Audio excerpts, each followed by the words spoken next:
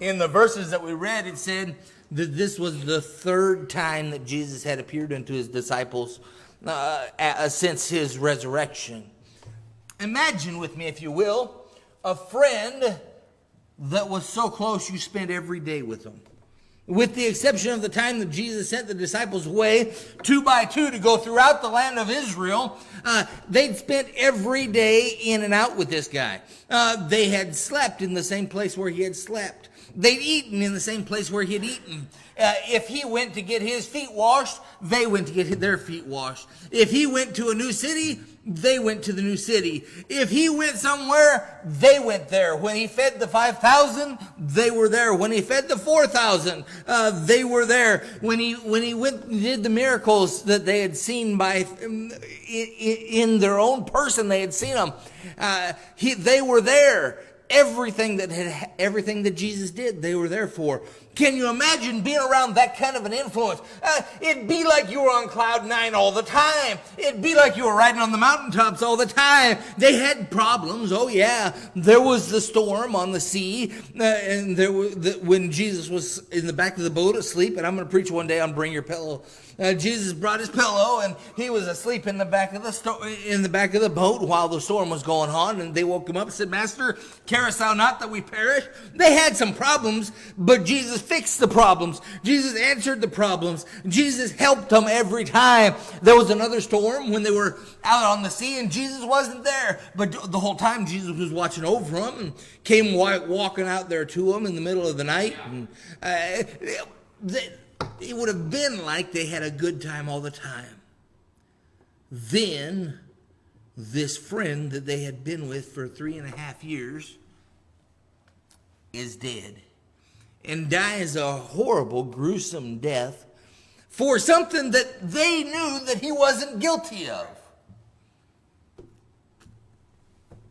I don't know how that would feel, but I imagine it'd be just about as low as you can get. I imagine it'd be just about as low as you can get. The guy that had supplied everything, they didn't take money, they didn't take shoes, they had nothing extra, and God had supplied all of their needs through this man Jesus. Now, yeah, they had a treasurer with them, they had Judas that was with them that kept the bag, but they weren't working to get their money. Remember, when it came tax time, Jesus told Peter, "Go fishing, and the first fish that you catch, open his mouth, and there'll be enough money in there to pay taxes for you and for me." Everything that they got was a donation. When they ate to feed the 5,000, Jesus waited for a donation to come in from a young boy. And he took that donation and he split it, and there was enough left over that they had 12 baskets full afterwards. Now he's dead. Now all of a sudden, they're not just master, not just friend, not just leader, but all of those and more is dead. They'd heard the stories that Jesus had told them, but never understood that he was going to have to die. Then this man, this miracle worker, this friend, 3 days later rises from the dead. And miraculous as it is, he shows up in the midst of their group. For the first time they see him as a group, but Thomas isn't there. Then shows up one more time, and Thomas is there. And then is just gone. And the Bible doesn't tell us how long he was gone for. But we know that from other verses that he was here walking around on this earth after he resurrected 40 days before he ascended back up into heaven.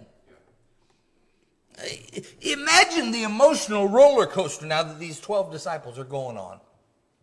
They've got the high of Jesus' ministry. They've got the adrenaline rush of the high priest looking for him, and then they escape every time, and they get away every time, except for that last time when Jesus basically gave himself over to him, allowed them to take him in, allowed them to nail him to a cross, allowed them to crucify him. And then he dies and then is resurrected. And they've got these highs and lows, and they would be extreme highs and lows. And now, after he showed himself the second time, he's gone again. Peter is gathered with some of these other disciples, and Peter finally says, look, I'm tired of this stuff. I'm tired of the encouragements and then disappointments. I'm tired of the highs and then the lows. I'm fed up with it. I'm going to go back to doing what I had done before. Now, the thing that I was successful at 3.5 years ago, I'm going to go back to it. I'm going to go back to fishing. I'm done with these highs and lows and encouragements and then depression, and I'm going to go fishing. And when he does so, 7 of these other disciples say, hey, I'm with you, let's go. I'm for it, let's go. I'm tired of this too. I'm tired of all of these problems. And they go to the Sea of Galilee, this Sea of Tiberias, it's the same name. They go to the place where they grew up on, their businesses. Peter and Andrew and James and John had their own boats, and their business was fishing on this sea. They knew, I'm sure, every high spot and every low spot. They knew where the fish would gather, what time of the day. They'd made a living out here on these waters, and yeah, there would be times where the fish could throw them off, but not for long. This is what they'd known. And they get out there and they began fishing, and they fished all night long. And this is not fishing like what you and I think, with a rod and a piece of bait and throwing out. No, they're dragging huge nets and covering large areas of water at a time. And in fact, I had somebody tell me that the reason why Peter was naked at this point was because what they'd do is they'd get 2 boats and they'd run a net between the 2 boats, and they'd go for a large ways and then circle so the net would come up, and then somebody on one of those boats would have to jump inside of that net with whatever fish that they had caught, and they would be responsible for helping to get the fish into the boat. I don't know if that's true or not. I'm not that old, just so everybody knows. I'm not. But Peter winds up naked with a bunch of other guys, and I don't understand why. That doesn't make a whole lot of sense to me. But here Peter is out in the middle of the ocean, naked, and they fished all night. And I imagine he had jumped out of the boat several times and had swam down into the net and realized more than once that there was no fish in this net. And these 7 disciples are just about as discouraged as you can get. Not only have they spent the last 3.5 years with this man who's no longer around, they have no idea when he's coming back. He didn't leave them an itinerary. He didn't tell them when he was coming back. They had no idea. He just shows up every once in a while, randomly. They'd spend every day with him, and now who knows where he's at. Now they go back to doing what they were professionals at, what they were good at, and their failures at that. I mean, everything they touch is falling apart. Everything they do. The only thing that could be worse is if while they were out there on the sea, there was a storm too. That's the only way this could be a worse story. And they see somebody on the beach. And it gives the distance there. I don't know exactly what that distance means, but it's far enough off to where they don't recognize who that somebody on the beach is. But voice and sound carries on water, and this individual on the beach yells out to him and says, hey, did you catch anything? And they yelled back, no, we haven't caught anything. And they probably, because it was Peter in there, they probably said, no, blankety blank blank blank. We haven't blankety blank blank caught any blank fish. And no, nothing. And this figure on the shore says, cast your net on the right side. Much like he had done before to Peter when he said, throw your nets overboard and catch a draught. And Peter said, look, I've fished all night. I'm not going to do it. But just because you said I'm going to throw one net over, I'm not going to throw a whole bunch of nets. I'm throwing one net over. And then whatever comes in, that's thanks a lot. And the nets like to break, and they about sunk their ship and another ship that came alongside to help them. And here Jesus again is on the shore. They don't know who he is, and says, throw your net over on the right side and you'll catch some fish. And sure enough, they throw their net over on the right.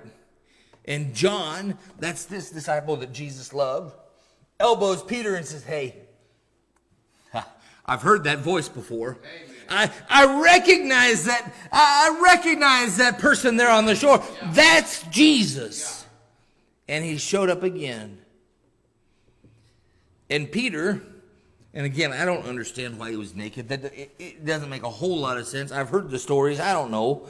But Peter he grabs a coat and wraps it around him and then jumps in the water. I'm not a hugely athletic swimmer, but I know that I don't want to throw a coat on and then jump in the water and swim to the shore. But Peter does. He throws the coat on, jumps in the water, swims toward the shore, and gets there before the boats do. And when he gets there, and then the boats show up, and they drag this net full of 153 great fish, it says.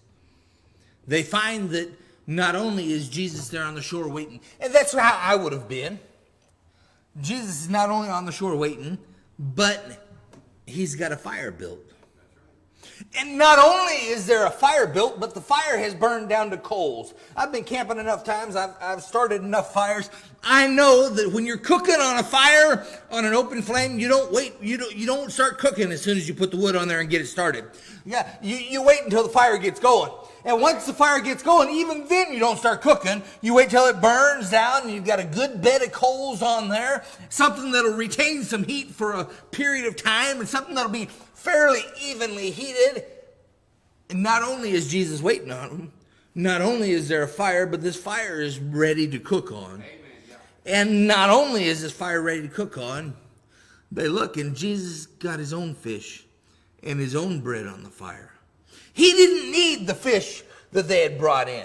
He didn't need the stuff that they had worked with, but just to prove that it was him and just to prove how good he was, he had them catch some fish too. Amen, yeah. And then when they get to shore, he says, why don't you just come on over here, sit down and relax.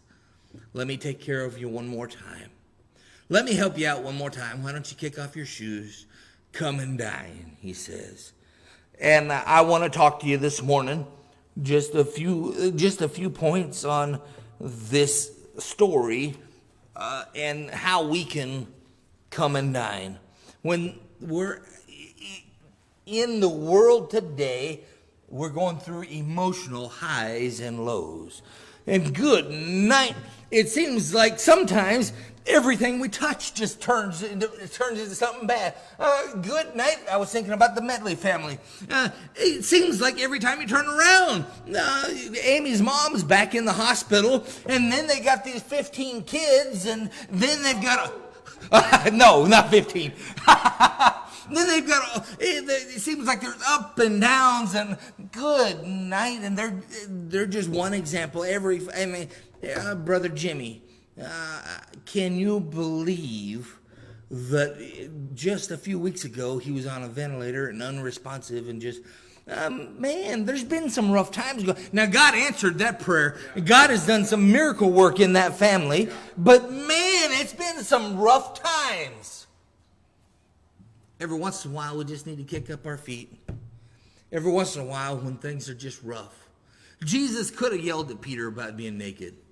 When he got there, Jesus could have said, no, why didn't you just go and why didn't you just trust what I had said before? Why weren't you busy? You were all depressed and sitting around and moping, and why weren't you just out doing what I had told you to do? He could have scolded him, and he could have reprimanded him. He could have gotten on Peter for being naked, and he could have gotten on John for allowing this to happen, and the rest of them for going fishing when Peter decided to go fishing. Why would you follow that leader? He could have, but he didn't. The first thing that he did when they got to shore was say, come and dine. Later, there was some scolding that he did to Peter. Lovest thou me more than all these fish? Later that happened, but the first thing that happened is he says, come on over here and relax. Let me nourish you a little bit. Let me help you just a little bit. The first time in our lives that Jesus, or that the first point that I've got is when we're having our own little pity party. When we're thinking that we're all alone and nobody else understands, and we're having a rough time. Jesus says, come and dine. Yeah. The disciples, Nobody else understands. Nobody else knows. Everybody else is against us. Nobody else understands. And man, haven't we been there? Man, I remember working out of Ireland, not the country, but the clinic over here on Fort Knox. And there was times when I'd come home and just defeated. You go out and get in the truck and you almost want to sit there for about 5 minutes and just, I can't believe this day has happened to me. Drive the 20 minutes home and frustrated and mad and can't get over it. And good night, you come home and I don't have any cats, thank God. But if you had any cats, you'd kick them and yell at the dogs. And man, everything is just bad. And get to the front door and that smells like stew. Yeah. That's cornbread and maybe some honey butter. That smells like it's just about ready. And all of a sudden your attitude can change in a hurry. And man, isn't that funny how that it just works? And maybe it's only the men that can identify with this. But man, that is a mood changer for me. You come in the house and oh, she's got my favorite meal. That's those. If y'all have never had them, you're missing out. Jen makes some Asian. Is it politically correct to say Asian? I don't care. She makes some Asian ribs. And take these baby back ribs, and she makes her own sauce. And I wouldn't even try to tell you what all goes in there, but it's incredible. And she boils those ribs for about 3 hours before they ever get dipped in the sauce. And so the bones just about fall out of it at that point. And then she soaks them in the sauce and then bakes them and pulls them out and soaks them again in the sauce and bakes them again and pulls them out again and soaks them in. Oh, man. And then that sauce that's left over, you take and get you a bowl of rice and pour that sauce over that bowl of rice. And oh, man, make your tongue come out and slap your face. Good food. And man, it'll change everything when you get like that. And Jesus does the same for us. When times are hard and we think nobody understands and we're the only ones that are ever having to go through this. And I was talking to a guy just the other day, a friend of mine, a pastor friend of mine. And he asked, and we hadn't talked for a while, he asked how we're doing. I said, it's been a rough month and a half, 2 months for our family. Jen's cousin died, and that was rough. And then 9 days later, my sister died, and we go out to Washington and deal with all of the things that go along with that. We get back home, and we're not home 2 weeks. And Jen's little dog that she's had for 9 years, I joked around and said that I hated it, but I didn't really hate it. I'm the one who went out and bought that stupid dog for her. And that little dog gets out in the road and gets run over. And man, it's just been one thing after another, and it feels like we're getting just beat up. The church is going great and things, but we're not up to where we were before all this virus stuff happened. And it seems like the whole world is against us and fighting against us. And he said, I've been there. He said, I understand those kind of times. Just stay strong. But I'm here to tell you that Jesus says, come and dine. Jesus says, let me help you. When we're having a pity party, Jesus says, let me help you. Matthew chapter 11 and verse 28 says, come unto me, all you that labor and are heavy laden, and I will give you rest. Isaiah chapter 40 and verse 28 says, hast thou not known, hast thou not heard that the everlasting God, the Lord, the creator of the ends of the earth, fainteth not, neither is weary? There is no searching of his understanding. He giveth power to the faint, and to them that have no might he increaseth strength. Even the youths shall faint and be weary, and the young men shall utterly fail. But they that wait upon the Lord shall renew their strength. They shall mount up with wings as eagles. They shall run and not be weary. They shall walk and not faint. Jesus says in the times of the pity parties, when nobody else understands, not only does he understand, but he said, come on over, I'll take care of you. The very first thing that he does isn't to scold us for all the ways we went wrong. And just like me, we could be. He says, come on over. Let me nourish you a little bit. Come and dine. Number two, when we're surrounded by enemies. And man, doesn't it seem like this governing system is against us? We live in a world today where Marxism has raised its ugly head. And don't think Marxism and communism and socialism is a political thing. It's not. It is a religious thing that has disguised itself in politics. And when it takes over, and it will take over one day, if the rapture doesn't happen first, we will be living in a Marxist country someday. It is all nations that have ever risen to power have eventually corroded and fallen. And this is just the natural rise and fall of Gentile nations that we're watching. And man, it seems like we've got so many enemies. It seems like the governing authority. I read a story today. No, that's not true. I read it last night. In California, the church that I've talked about several times, they're facing now, it's up to $100,000 in fines just for having church. And then you turn on the news and find out that California is burning. I wonder if the two are anywhere associated to each other.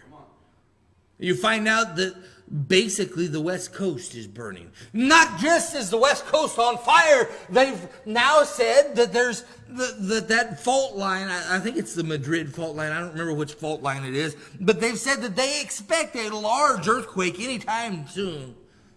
I wonder if it's not God saying, all right, you've told me you don't want me to be around. Have fun. Deal with this on your own. Have some troubles. And it seems like that stuff is spreading this direction. We've said it many times, and other people, I'm not the first to have said it, California today is Kentucky tomorrow. It seems like it's coming this way, and it seems like you heard me talk about it just the other day, or a couple weeks ago, about abortion and the problems, the issues governmentally that we've had. And man, it seems like the enemies have stuck their head up. In fact, sometimes it feels like, and this is the illustration I use with kids, you ever been out swimming and they'll be like, yeah. I said, it feels like you get out there, and I one time tried to swim across the lake that it was, I was just stupid. I was trying to swim across the lake and I wasn't going to make it. I could float, but I wasn't going to swim across it. You get tired, and my cousin came up with a canoe, and we just grabbed, Jen and I were both out there. Jen could have made it, but I was going to be in trouble. He came up there with the canoe, and we just grabbed a hold of the canoe, and they literally rowed us across. But it seems like with all the enemies around, not only are we out there swimming and paddling and about ready to sink, here comes the boat, and when you think relief happens, they put the oar on top of your head and start shoving, seeing if you'll bob. Man, don't beat me up anymore. I'm done. I give. And Jesus says when we're surrounded by our enemies, come and dine. Psalm chapter 23 and verse 5 says, thou preparest a table before me in the presence of mine enemies. Come and dine. When everybody's around you, Jesus says, come and dine. When everybody thinks they're out for you, thou anointest my head with oil. This is when the psalmist said, my cup runneth over. Amen. Says, God, you've been so good to me, and I don't deserve it. The blessings that you've poured out on me are more than I can take. It's just bubbling up over top of the cup that you've given me when the enemies are around. Thirdly and lastly, that I've got written down here, there's more. At the end of our lives, I've seen a few Christians die. And there's just something special. There's something different.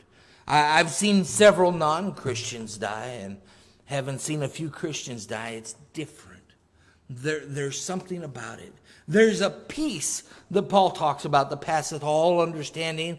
The Christians that I've seen die that were lucid, that were awake at the end, they were happy. They knew what they were going to. I know that I got a call this last week that one of my dad's cousins' mom, I think she's 97, is getting ready to pass away, and it's now just a matter of time. And she's told her kids, I already know where I'm going. I'm ready for this. It's my time, and I'm glad about it, and I'm happy for it, and I'm looking forward to it. And that peace is not universal. I know some people that have gotten ready to die and just were anxious and nervous and upset and just weren't, although their body was ready to die, they just weren't. They were nervous and worried and scared. And the psalmist said in the verse before the last one that I just read you, Psalm 23 and verse 4, yea, though I walk through the valley of the shadow of death, I will fear no evil, for thou art with me. So when the darkest times of our life come and the end is near, and it doesn't matter what the diagnosis is, death is the sentence. He said, there Jesus is. And not only does he say, thou art with me, he says, for thy rod and thy staff, they comfort me. Even at the very end, Jesus says, I'm here to comfort. I'm here to take care of your needs. I'm here to help. Just come and sit down. Just, if you will, come and dine. And then, not only when this body is ready to die, but at the end of the days of this body, Jesus will say, when we get to heaven, come and dine. Revelation chapter 19 and verse 9 says, and he saith unto me, right, blessed are they which are called unto the marriage supper of the Lamb. Literally come and dine. Literally come and feast. And he saith unto me, these are the true sayings of God. There's coming a day for saved people when we'll gather around God's table. And we'll kick our feet up under God's table, and God will say, I know it's been rough. I know you've had hard times. I know what you've been through. I watched it all. My son, he was tempted just like everybody else was tempted, but he made it through without sin. He had it rough. He sacrificed himself for you. I know you've had it rough. Why don't you come and dine? Why don't you kick up your feet and eat under my table? Why don't you eat a king's meal? There's been times in my life, I think of Thanksgiving, and I'm sure Thanksgiving spread is nowhere near what we're going to wind up at that day. But man, I don't know if in heaven they eat ham. I know it was bad for Jews. I know, but I think in our glorified body we'll be able to eat ham. And man, we're going to have we'll have the ham and the turkey and the brown gravy, and then you got the lighter gravy and man, the stuffing and dressing. Get both of them. And then get some corn and some beans and some peas and get some sweet potatoes going. And oh man, I can just see the feast. At the very end, Jesus says, come and dine. We sure do serve a good God. Say, Brother Andy, you're not as mean as you have been. Don't hold your breath. Next week I'll be just as mean. No, actually that's not true. Brother Pete will be up here next week. But I'll be mean again one day. Just don't hold your breath. But every once in a while we ought to realize, and I did this last week, God sure is good to us. We sing the song, Count Your Many Blessings, name them one by one. Count your many blessings, see what God hath done. Amen. Every once in a while, we ought to just slow down. And we ought to sit back and say, thank you, Lord, for taking care of me when It seemed like I was the only one going through struggles. Thank you, Lord, for encouragement that allowed me to keep going on when the political system, the entire system, is against us. And it seems like it could be just any day now, and they'll come through those doors and order us either to stop having church or start taking us to jail. It seems like it could be any day, and some of us are a little bit happy about this, when the rioters leave Louisville and come out this way. It seems like it could be just any day when troubles are here and enemies are all about us. Thank you, Lord, that we can kick up our feet and come and dine. Now, don't stay at the table too long. Jesus, after they ate, he got on Peter. Don't you love me, Peter? Don't you love me more than all these fish? Don't you love me more than your job? More than what you're good at? More than your profession? Don't you love me? If you do, go do some work. Yeah. Go do what I told you to do. That part's coming. But he's a comforting God. He said, before you go, let me take care of your needs. Let me patch you up. Let me feed you. We were told by Paul that this world is not our home, but we're in a spiritual warfare, and we are today. Don't get it wrong. Don't think this is if you watch the news, you can find you think that this is a physical thing. This is something that's attacking us physically, but it's not. It's a spiritual battle that we're in, and there's only two sides. There's a heavenly side, and there's a hell-like, a demonic-like, a devil-like side. And it seems like that hell-like, that demonic-like side is getting stronger and stronger. God knows. And in the battle, every once in a while, he'll say, just come and dine. Let's pray.